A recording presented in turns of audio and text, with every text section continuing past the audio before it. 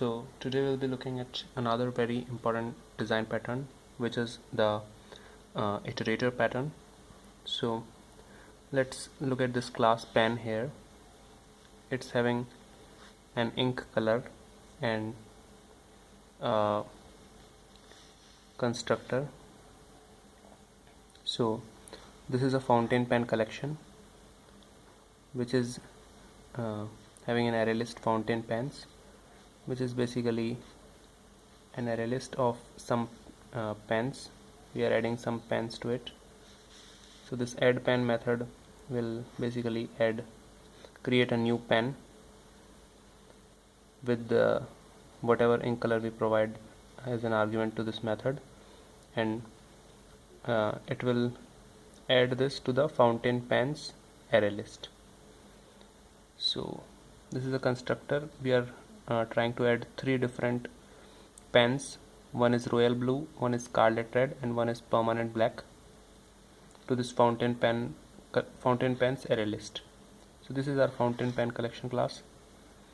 This is one method defined in fountain pen class, which is get fountain pens.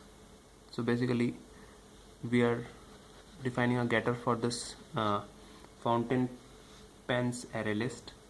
So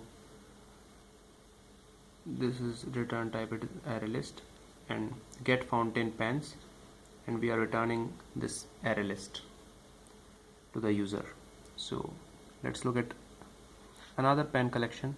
So it is also a collection of the same pen objects, but this time we are having a ballpoint pen collection, and it is not maintaining an array list internally, it is maintaining an array of pens, not an array list. So earlier it was array list of fountain pens, but now we are maintaining an array of objects of type pen, and number of pens indicates the number of elements in that array. In the constructor we are basically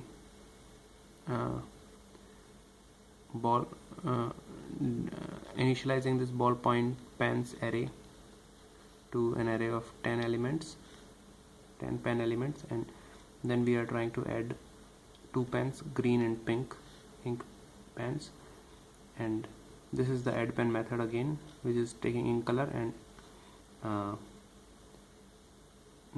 incrementing number of pens, as well as assigning this ballpoint pens corresponding array element, this newly created pen. So this is adding a new pen to our array at the correct location, and will also increment the number of pens.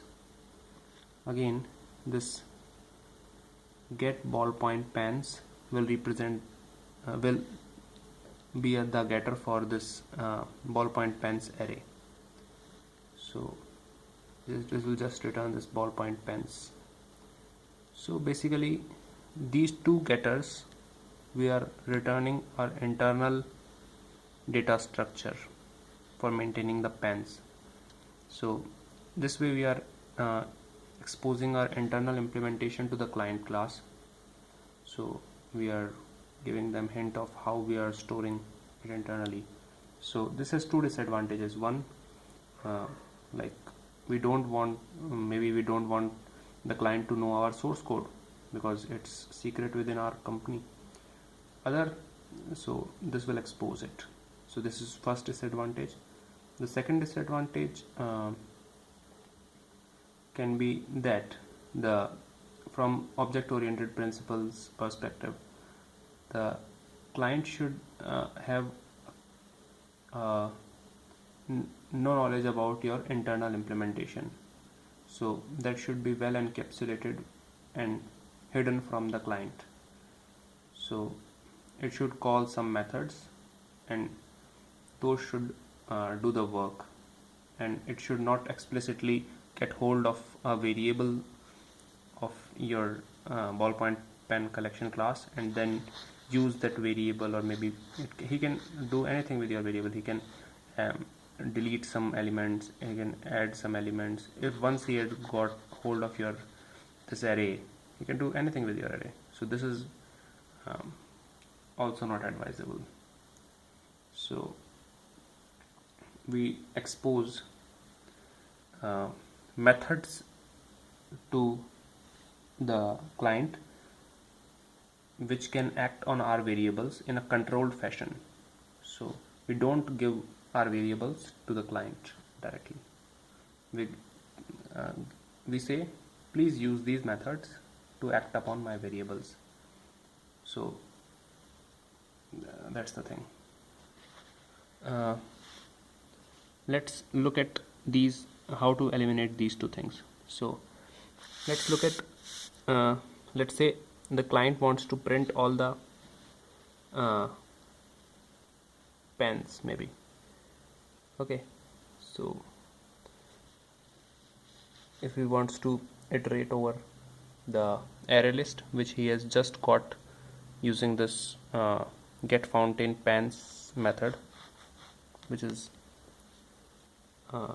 we have written earlier but we should not write. So we will try to iterate over this fountain pens by using this from I is equal to 0 to fountain pen dot size, because this is how you iterate over an array list.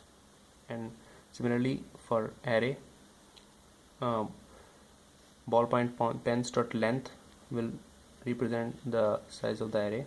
So here it was size method and here it is length attribute.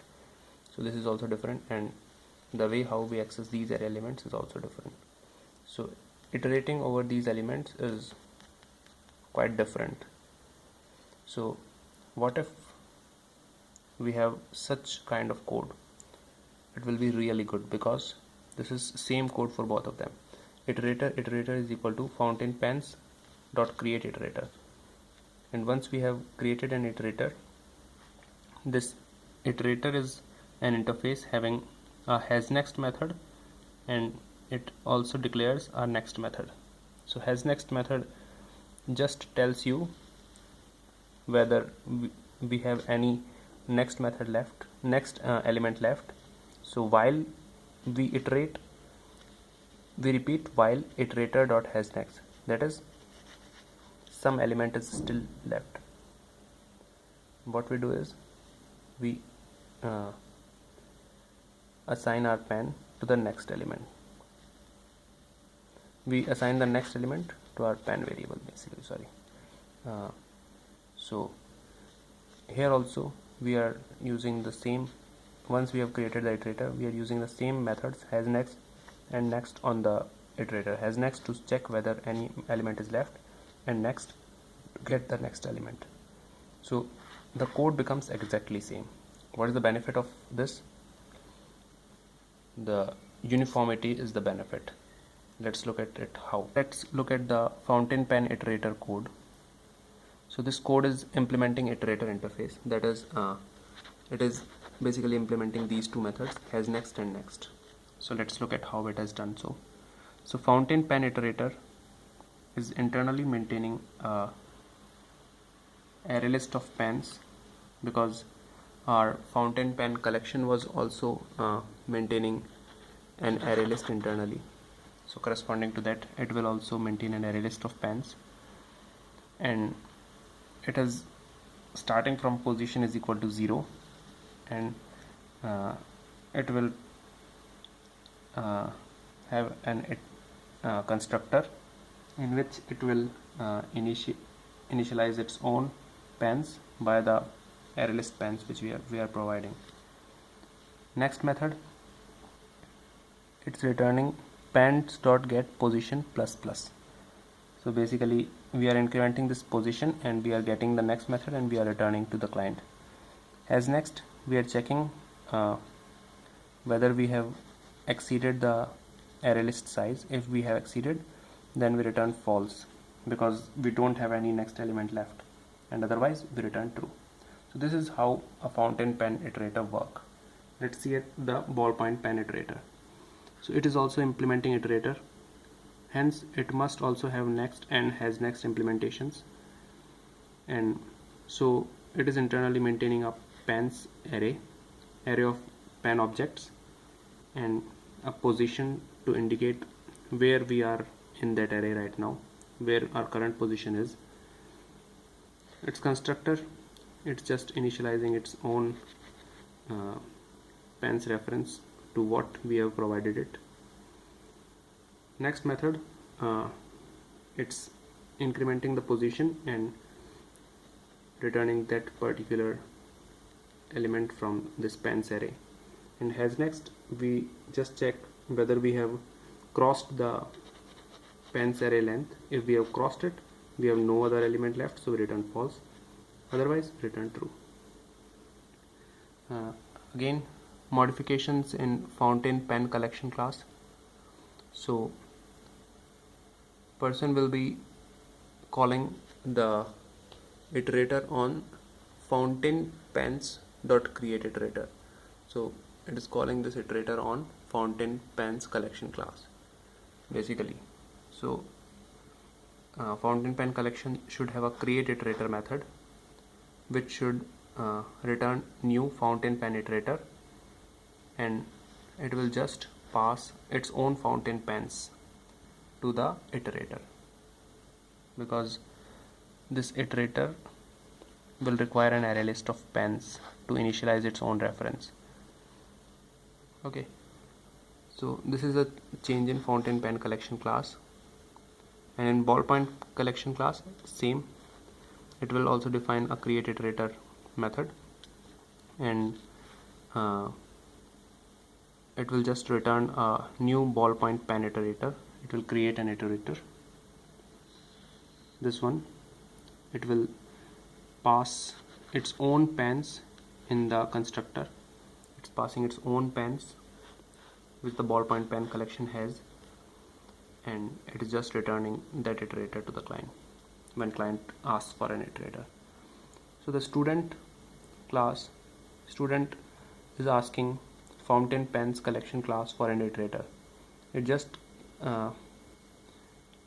and this is having the fountain pens array list, so it just call create iterator method and pass this array list along with it.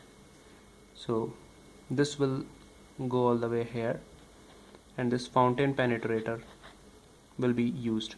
So this fountain pen iterator will be having this array list, and it will be defining an has next and next method which the student knows about from the iterator interface.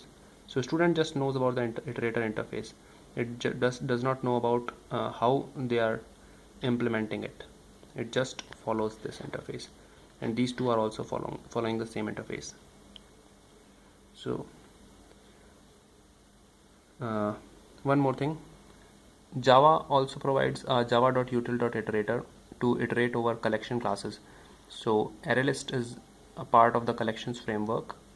So instead of writing your own create iterator, you can just call dot iterator method. So that will return an ArrayList iterator to you. So you can just call fountain pens dot get dot iterator. So Java will handle all the iteration for you over the array list, but Java does not provide an array iterator. So you will still need to iterate over the ballpoint pens class, collection class.